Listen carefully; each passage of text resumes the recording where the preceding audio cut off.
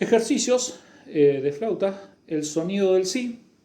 En esta solamente se va a trabajar lo que es la nota si, que es esta acá, es tapando el último orificio y tapando atrás. Tendría el siguiente sonido.